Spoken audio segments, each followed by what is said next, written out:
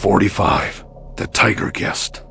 A young man named Kong, a native of Minshu, on his way to the examination at Xing'an, rested a while in an inn and ordered some wine to drink. Just then a very tall and noble-looking stranger walked in, and seating himself by the side of Kong, entered into conversation with him. Kong offered him a cup of wine, which the stranger did not refuse, saying at the same time that his name was Miao, but he was a rough, coarse fellow. And Kong, therefore, when the wine was finished, did not call for any more. Miao then rose, and observing that Kong did not appreciate a man of his capacity, went out into the market to buy some, returning shortly with a huge bowl full. Kong declined the proffered wine, but Miao, seizing his arm to persuade him, gripped it so painfully that Kong was forced to drink a few more cups, Miao himself swilling away as hard as he could go out of a soup plate. "I am not good at entertaining people," cried Miao at length. "Pray go on or stop just as you please." Kong accordingly put together his things and went off. But he had not gone more than a few miles when his horse was taken ill and laid down in the road. While he was waiting there with all his heavy baggage, revolving in his mind what he should do, up came Mr. Miao, who, when he heard what was the matter, took off his coat and handed it to the servant, and lifting up the horse, carried it off on his back to the nearest inn, which was about 6 or 7 miles distant. Arriving there, he put the animal in the stable, and before long Kong and his servants arrived too. Kong was much astonished at Mr. Miao's feat, and believing him to be superhuman, began to treat him with the utmost deference, ordering both wine and food to be procured for their refreshment. "My appetite," remarked Miao, "is one that you could not easily satisfy. Let us stick to wine." So they finished another stoop together, and then Miao got up and took his leave, saying, "It will be some time before your horse is well. I cannot wait for you." He then went away. After the examination, several friends of Kong's invited him to join them at a picnic to the Flowery Hill. And just as they were all feasting and laughing together, lo, Mr. Miao walked up. In one hand he held a large flagon, and in the other a ham, both of which he laid down on the ground before them. "Hearing," said he, "that you gentlemen were coming here, I have tacked myself onto you like a fly to a horse's tail."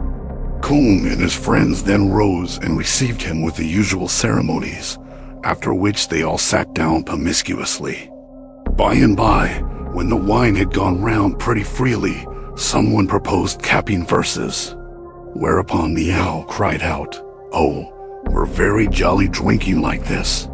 What's the use of making oneself uncomfortable?" The others, however, would not listen to him, and agreed that as a forfeit a huge goblet of wine should be drunk by any defaulter. "Let us rather make death the penalty," said Miao. To which they replied, laughing, that such a punishment was a trifle too severe. And then Miao retorted that if it was not to be death, even a rough fellow like himself might be able to join. A Mr. Chin, who was sitting at the top of the line, then began. "From the hilltop high, wide extends the gaze," upon which Miao immediately carried on with "redly gleams the sword o'er the shattered vase." The next gentleman thought for a long time, during which Miao was helping himself to wine. And by they had all capped the verse, but so wretchedly that Miao called out, "Oh, come. If we aren't to be fined for these, we had better abstain from making any more." As none of them would agree to this, Miao could stand it no longer, and roared like a dragon till the hills and valleys echoed again. He then went down on his hands and knees and jumped about like a lion, which utterly confused the poets, and put an end to their lucubrations. Wine had now been round a good many times, and being half tipsy, each began to repeat to the other the verses he had handed in at the recent examination, all at the same time indulging in any amount of mutual flattery. This so disgusted Meow that he drew Kong aside to have a game at guess fingers. But as they went on droning away all the same, he at length cried out, "Do stop your rubbish, fit only for your own wives, and not for general company." The others were much abashed at this, and so angry were they at Mao's rudeness that they went on repeating all the louder. Meow then threw himself on the ground in a passion, and with a roar changed into a tiger, immediately springing upon the company, and killing them all except Kong and Mr. Qin. He then ran off roaring loudly. Now this Mr. Qin succeeded in taking his master's degree, and 3 years afterwards, happening to revisit the Flowery Hill, he beheld a Mr. Qi, one of those very gentlemen who had previously been killed by the tiger. In great alarm he was making off when Qi seized bridle and would not let him proceed. So he got down from his horse and inquired what was the matter, to which Qi replied, "I am now the slave of Meow and have to endure bitter toil for him. He must kill someone else before I can be set free. 3 days hence a man, arrayed in the robes and cap of a scholar, should be eaten by the tiger at the foot of the Ts at Enjilung Hill. Do you on that day take some gentlemen thither, and thus help your old friend?" Qin was too frightened to say much, but promising that he would do so, rode away home. He then began to consider the matter over with himself, and regarding it as a plot, he determined to break his engagement and let his friend remain the tiger's devil. He chanced, however, to repeat the story to a Mr. Chang, who was a relative of his and one of the local scholars. And as this gentleman had a grudge against another scholar named Yu, who had come out equal with him at the examination, he made up his mind to destroy him.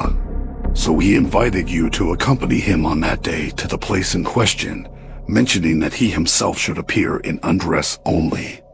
Yu could not make out the reason for this, but when he reached the spot there, he found all kinds of wine and food ready for his entertainment. Now that very day the prefect had come to the hill, and being a friend of the Chang family, and hearing that Chang was below, sent for him to come up. Chang did not dare to appear before him in undress, and borrowed Yu's clothes and hat. But he had no sooner got them on than out rushed the tiger and carried him away in its mouth. Thanks for watching. Please like the video and subscribe to the channel for more excellent content.